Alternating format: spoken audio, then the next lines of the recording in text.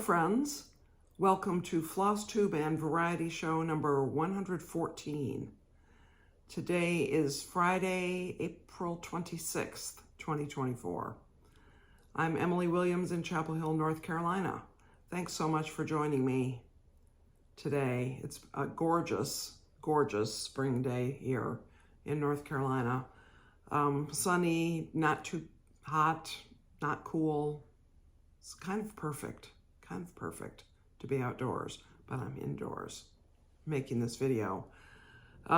Thanks for joining me. As I said, I appreciate all of you who are returning and all of you who are new. I hope you find something interesting. So Flosstube is about cross stitch and Variety Show is about something else. And we'll discover in a little bit what the Variety Show portion is, but today, of course, we have cross stitch to talk about. After a long hiatus, I picked up Sampler 193 again. And when I look back at my records, I have actually stitched on it several times over the past couple months, but if you only stitch on it one day, there's not enough to bother showing it. This is by 2x2 Stitch Art, and this is a Etsy shop. The designer is in the Ukraine, and when the first part of the war started, or the invasion of Ukraine, I went on to Etsy and bought a bunch of things from Etsy designers who were in the Ukraine in order to do something tangible to show my support. And this was one of the charts, and I have been stitching it. I'm about 60% done. This is 16 count white Aida, and the color is DMC 777, I think. And the beauty of this is, first of all, it's on Pattern Keeper, so I can pretty easily keep track, and I don't have paper with me. I can mark off the stitches. And secondly, it's all one color. So and 16 count Aida. It's a pretty easy thing to stitch, a good thing to pick up when I'm maybe tired, but I haven't been tired that much in the past few months, but I'll be working on that more, I think, coming up. Last weekend, the third weekend of April, am I right? Yes. Being the third weekend of the month, was Nativity Sal, and there's a hashtag, I put it in the description field, hashtag Nativity Sal, where I and a few others, Leslie and Teresa, maybe more, work on Christmas-themed projects. It doesn't have to be religious, but the idea is if you work on Christmas-themed things throughout the year, then you'll have possibly something finished for Christmas. So I've been working on this, Bethlehem by Diane Arthurs, and I did about 700 or 800 stitches on it, over here, and it keeps going. I'm almost to the halfway point on it. I think that about an inch farther along, about here somewhere is the halfway point. Now, what I did is, it's a paper chart and it's actually hard to read, so I charted it myself using WinStitch, or not WinStitch, but whatever the app, the Mac version is. Maybe it's called MacStitch, could be, because I just couldn't manage. I was making mistakes, or afraid I was going to make mistakes, so. But I do like that. This is 32 count Lugana, dyed by Fox and Rabbit. It's not one of their colors that's in their regular line. It was something they did special for a Mirabilia retreat that they did. And it's a DMC. The thread, I did not get it out, and I don't remember the number, but it's just a gray and blue. I thought that would look nice. And, it's not exactly a Christmas color, but it is very much a Christmas chart, so I don't think it's going to be one of those that stays out year-round, despite its theme. So Winter Rose Manor. This is a good thing to stitch on because I'm doing it on 36 count Brenda's Brew by R&R, I think. And using the call for various fancy floss. It is 2 or 3 different manufacturers. And, you know, I've had some angst about this because of thinking the fabric's too dark and things don't show up. But I finished it. It's done. Isn't that something? I finished it. So I was close last week when I think I showed it to you last week. I was close, but I felt like I was, you know, more than a week's worth of work away, especially since I have another big important thing I'm working on. But I realized I had the year, I had my initials, oh, this was really fun. This up here, I don't know if that's focusing, but that little bouquet right here that's done an eyelet, I've never done eyelet before. I enjoyed it and I like the look of it. I guess I had the flower pots to do, those 3 flower things. The one on top of the fence and then the 2 in the middle of the air, because that's where flowers are, especially in winter. They just float. And the year and my initials, which I had to figure out exactly how to put in, and then all those snowflake things. And I will tell you, the snowflake things are not where they're charted to be because it doesn't matter. There are the right number of them, I think, and they are relatively in the right positions. Now, the way it's charted, there is this bare spot down there. You see there are those 2 hearts. You can almost see them. And then there's a spot between the hearts and the year. And I might go back and put a snowflake in there, but I might just say it's done. And the other thing I did is I carried my thread between the snowflakes. Even on this side, I can hardly see it. Well, I guess you can see it. And the reason I did that is because, again, I mean, this is for me. I did 1 pin stitch to start. I'm not sure I even did it right, but hopefully it will stay. It will hold. And the dark fabric, I think, is going to hide any indiscretions on the back of it. So that is a finish. I started this, I looked back, I couldn't remember. I started it as a new year, new start in 2023, so January 2023. And I think the reason it took me so long, one is because of my angst about the color, whether things showed up on this fabric, and the other because that house is massive. And of course, you know I'm going to show you Jane Boyer 1834. Oh, I don't usually put links in my description boxes anymore, but I might put a link in there this time to the registration information about the event that Leslie and I are putting on that relates to this sampler. Because the registration went live on Monday and we've received registrants, so that's good. And the sampler is from the LeRoy House, the LeRoy Historical Society, which is housed in the LeRoy House, and the event will be discussing the sampler, the history of Jane Boyer and her family, and where she lived and all of that. And I finished it. Yes. I could not be more pleased. I mean, I'm pleased to finish it. I'm pleased to finish it before going to this event next weekend where I'll see Leslie and I can hand it to her. You may notice I ironed it, although then I apparently creased it, but it'll have to be ironed again before it's framed. But I had not too much left by the time I showed it last week. And once I finished the over 1 stitching, one of the things might have been this flower. That might have been since you've seen it. I can't tell if that's in focus. My apologies if it isn't. And if the light is right, the letters show up nicely. I took a picture just earlier today when the sun was, or the light from my back window, which is a west-facing window. So in the morning, it can be bright without being direct.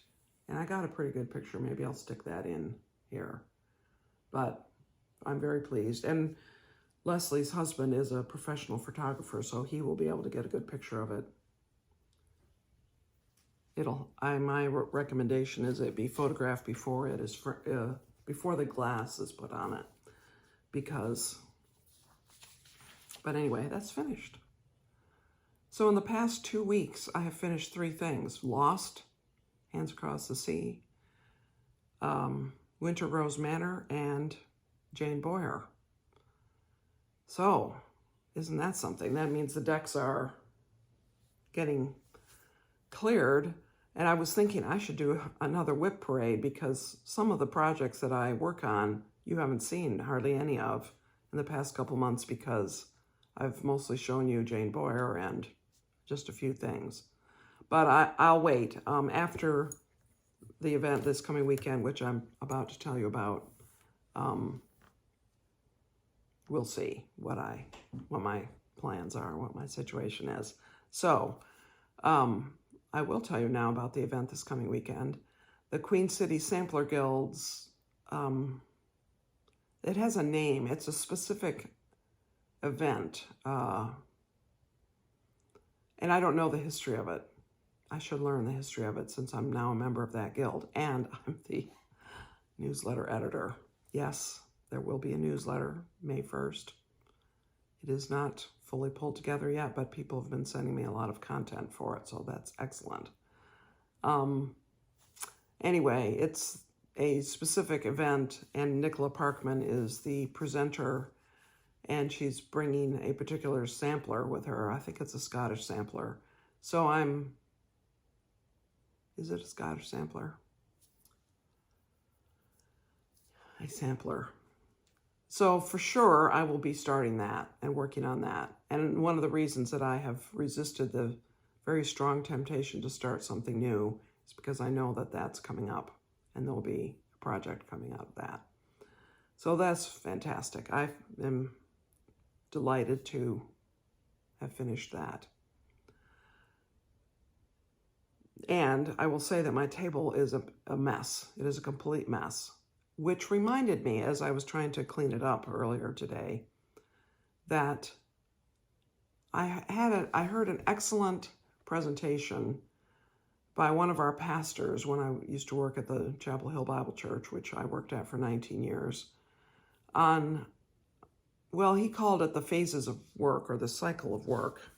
What did he call it? I found my notes. Modes of work, he called it. The modes of work. And he presented this as a, helpful tool for those of us who worked at the church. And of course, it also is pertinent to any part of one's life where you have things you want to accomplish. So it's a way to think about the parts of accomplishing goals. Now, I love the idea of time management and goal management and that kind of thing. That's a topic of interest to me. Even now that I'm retired, I'm still interested in that. And I'm going to put screenshots of 2 books up here that represent 2 sides of the coin of project management and time management and planning. And as you can tell, we're into the variety show. So one side of the coin can be represented by David Allen's book, Getting Things Done.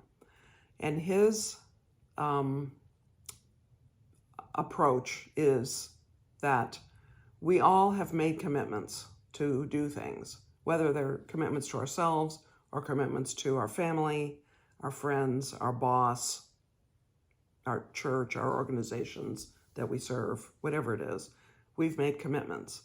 And as long as those commitments are residing in our mind and are not written down in a trusted system, they distract us. Our mind keeps saying, remember, you promised to do this. Remember, you promised to do that. Remember, this is coming due.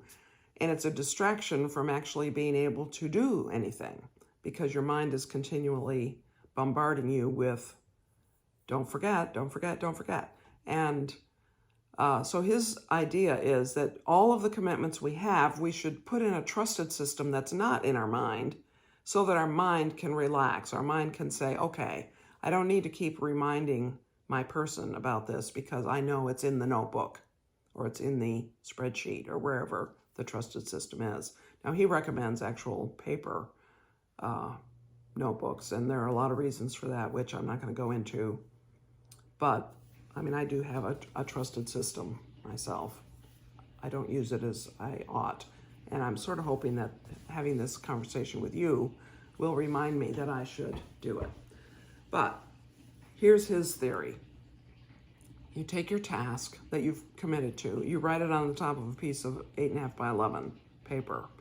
You write all of the tasks. You do a mind dump, a brain dump of everything. You go through your inboxes that are where tasks or projects reside. You pull everything out and you write it all down in this same stack of paper. So you end up with a stack of paper of 50 sheets or 200 sheets or whatever your life is like. And then you go through each sheet and you say, is this something I need to do now? Is this something that someone else should do? Is this something that no one should do? Or is this something I can do later? And you sort of sort it, you evaluate it that way. And then on the things that you should do soon or now, you write down what is the very next action, the very next significant action that can be taken to move this forward. And then you end up with a stack of very next actions of a project or a task with a very next action. So some of them might be send an email, some of them might be look at a website, some of them might be make a phone call, whatever. And then you schedule time. You have to actually schedule time to do it. So his idea is that you can't live your life in this state of mental anxiety about forgetting things. That's not a pleasant way to live. And so you need to take steps to empty your mind and then have a plan for actually getting these things done by acting on the next significant action. I haven't read that book in a long time, but the principles of it I have definitely internalized and apply in my life. Now, there's another approach, which is represented by the 7 Habits of Highly Effective People. Stephen Covey is the author of that book. I've put an image of the book up here. Franklin Covey, I think, was his father, and developed a system of using a calendar as a way to capture your big goals in life. And his idea is that you start with what are the biggest things you want to accomplish in life. Big, multi-year, maybe even a lifetime's worth of achievement that you want, or projects that you want to finish, or what you want to be or become. And then you take those great big things, you break those down into steps to get there, and you break those steps down into further steps, and then you finally, at the end, you get down to the actions. And an idea or a image that is often talked about with regard to that approach to managing your life is the beaker and you have the big rocks, the medium-sized rocks, the small rocks, and the sand sitting around. And how can you fit all of that into your beaker, which is your life? And the idea is you start with the big rocks. If you put the big rocks in first, and then you put the medium-sized rocks in, put the big rocks in, and you put the medium-sized rocks in, you give it a little shake, the medium-sized rocks can fill in some of the spaces. Then you put the small rocks, you give it a little shake, they fill in even more, and then the sand fills it up. But if you start with sand, if you put the sand in first, you can't fit all the big rocks in because your beaker's full of sand and the big rocks can't fit in between the grains of sand. And then, of course, the way this is sort of capped off is then you take a cup of coffee and you pour it in to illustrate that there's always time to stop and have a cup of coffee with a friend. Now, the Covey idea also talks about the big rocks in terms of your major roles in your life. So, for instance, I am a wife. I am a mother. I am a member of my church. I am a friend. And whatever it is, I'm a mother-in-law to my daughter-in-law. And, whatever your roles are, and think about what about that role needs to have some attention this week or today. So how can I be a wife today? How can I be a friend today? What am I doing to fulfill those roles today or this week? And then plan it. Actually block it out. Say on every Thursday I have lunch with my friend Margie. That's my friend. That's one of the ways that I manifest my friend role in my relationship with Margie, and so on. You can think of the ways that might work in some of the other roles.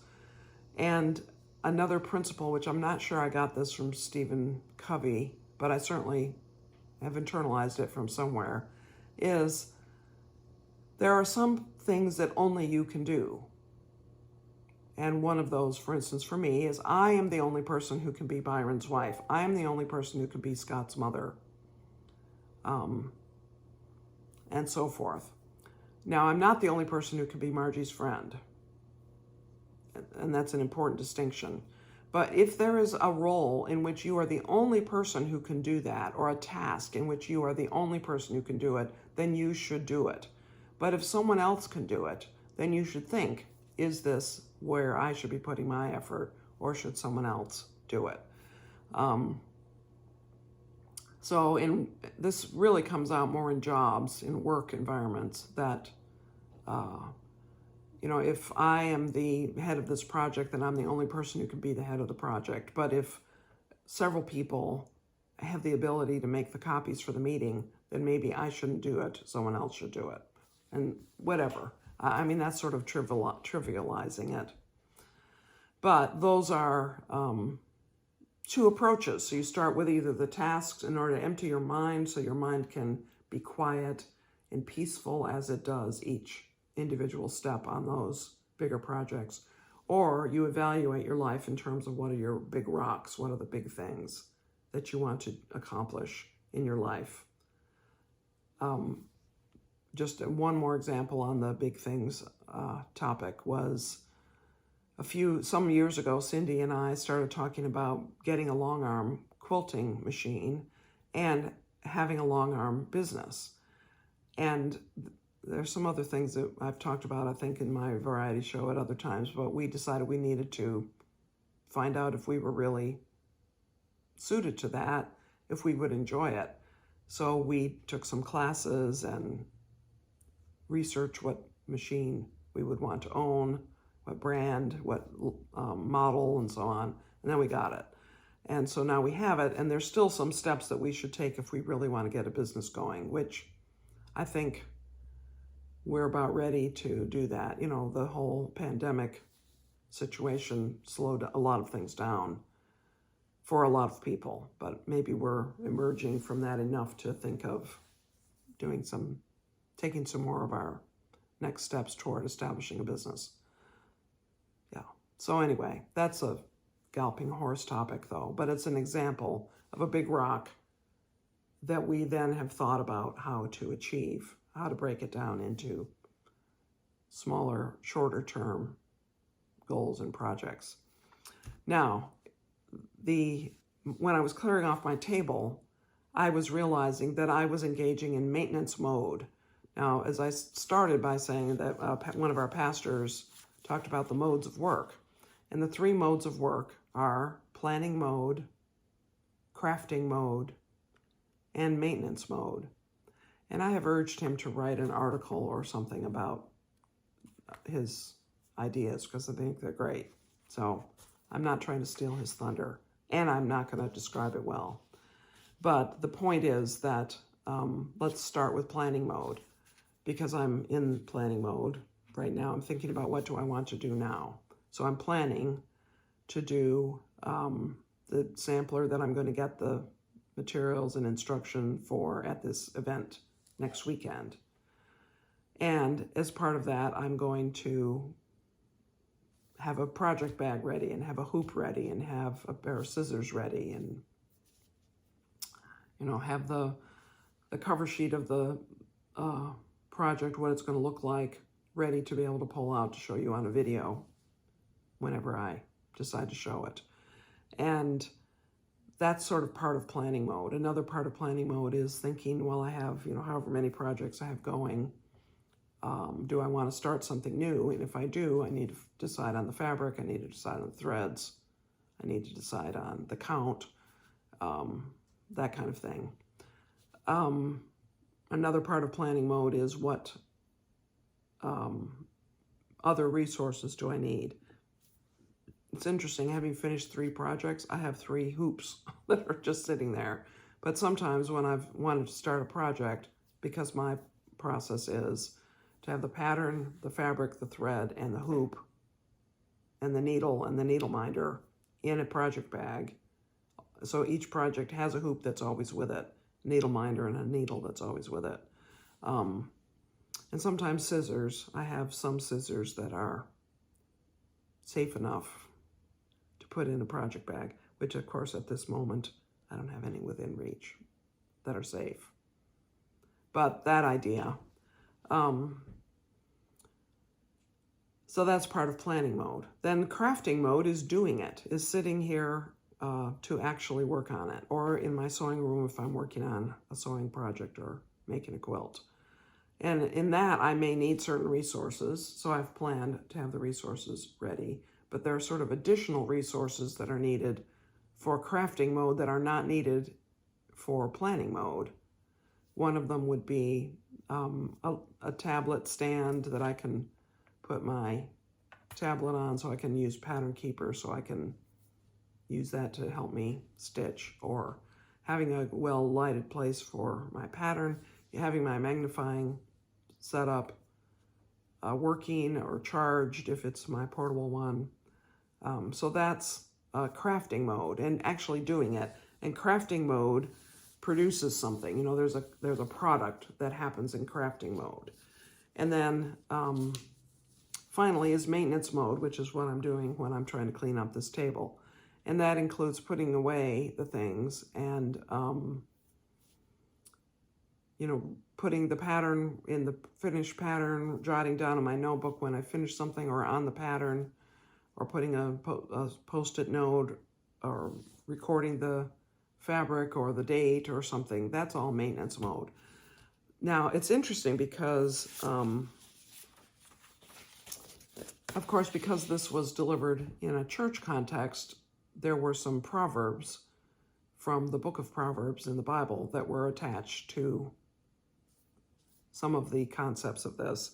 And the one that I really liked was Proverbs 14:4, where there are no oxen, the manger is clean, but abundant crops come by the strength of the ox. And so the idea there is that while you are in crafting mode, you should feel free to make a mess. Because if you have oxen and you're producing crops, the manger is full of bits of straw and oats, and not straw, probably hay, oats and grain and whatever.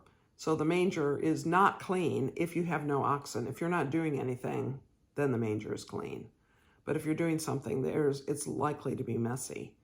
And so it's not a problem to have a mess while you're working on something, but it's a great idea to clean up, i.e. to move from crafting mode into maintenance mode when you finish a project, rather than leaving the bits of grain around that are related to that project. So that's something that I like. Maybe I should put that on sampler. Where there are no oxen, the manger is clean.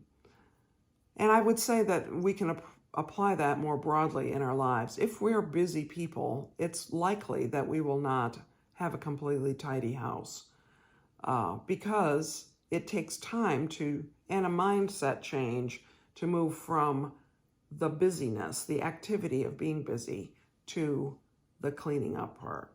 Now, we have a cleaning service that comes every other week, thankfully, because it forces a certain amount of tidying at least every other week.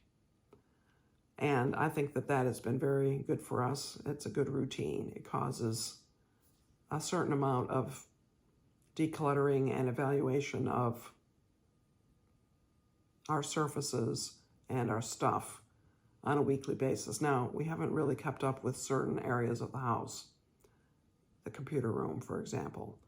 But by and large, most of the house is tidy and tidy enough and ready to receive a visitor at any time.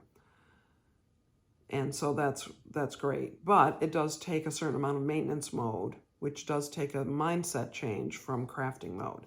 So again, planning mode, crafting mode, maintenance mode.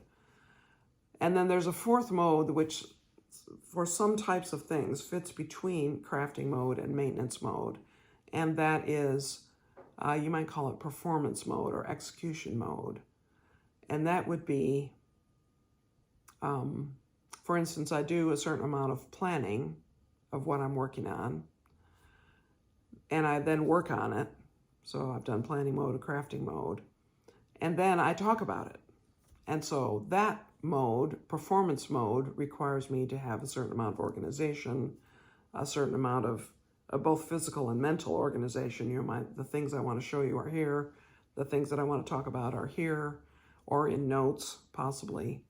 And that is performance mode, which is different. It's not the same as crafting mode, and it's not the same as maintenance mode. It fits between. And so some things have that component, and a lot of things don't. But if you're a musician or a pastor or a politician, you have moments where performance is what you're doing. And that's a little bit different. It's slightly different from the rest of the modes of work. So anyway, I really like those ideas. I like to think about those things. I think it helps me get a handle on what I should be doing and how I should be going about achieving goals. And the fact that I should have goals is important as well. So anyway, that was perhaps a surprising variety show. Not really stories, but a little bit of a glimpse into what I do and how I think about things, and maybe it will be helpful to you. I hope it will. I hope at least it was interesting. And I thank you for watching. I hope that you found something interesting in the cross-stitch part or the variety show, whichever thing it is. Thank you so much for all of you who have left comments. I find that really fun to read your comments and to have a little bit of interaction, not just me talking. Because when I'm talking, I'm looking at myself, but I try to imagine you out there, and that I'm actually talking to you. So I think that's it. So I hope you have a great stitching weekend and week ahead. I will not be making a video next weekend because I'll be going to this event up in Cincinnati, but I will be making a video the following Friday, the whatever the date is, the 9th or something of, or 10th of May, not sure of the date, whatever it is, that Friday, 2 weeks from now, I'll be back. So thanks for watching, and many blessings to you, friends.